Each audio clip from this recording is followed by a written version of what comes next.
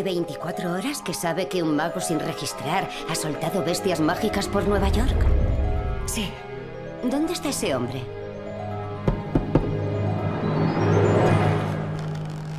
Fantastic Beasts is set in a more mature world. Yes.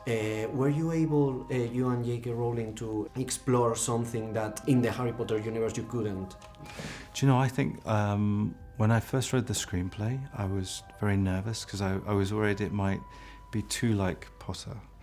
Mm-hmm. But then when I opened the first page, what thrilled and excited me is Jo would not want to go back there, but she's got the spirit and the DNA of that world, the warmth, the wit, the desire to take us to some very dark corners. And I think it's a really amazing thing that she's done, that she's been able to create these new stories, new characters that have the warmth and the familiarity of tone, but take us somewhere very different. And I guess because it's a grown-up world, we're able to go to darker, edgier places as the stories progress.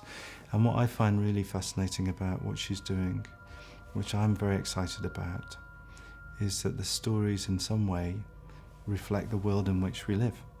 Even though it's 1926 and it's a magical escape, and it should be, there's something that speaks to what's happening in our wider world. And not necessarily, these things have happened in the past and they'll happen again. History is cyclical.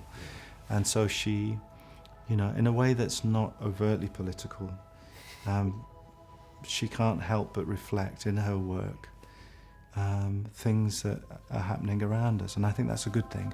And that, you know, she did that in Potter, you know, but in a strange sort of way, they feel more relevant now.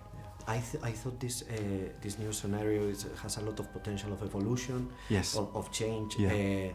You said recently that you preferred to see if you are going to direct the next movies one movie at a time, not not rush into the decision.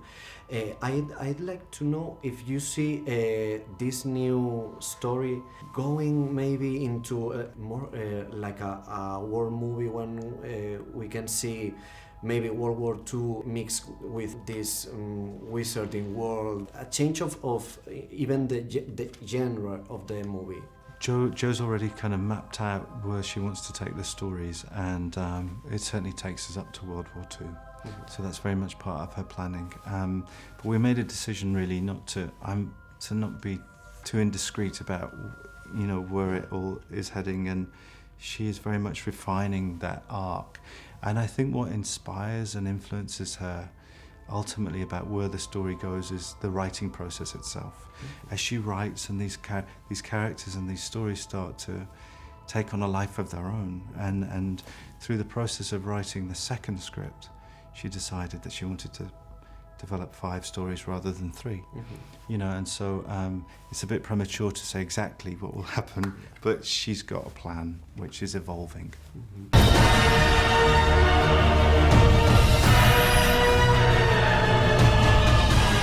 No dejaré que muera ni uno más. Me niego a seguir doblegándome.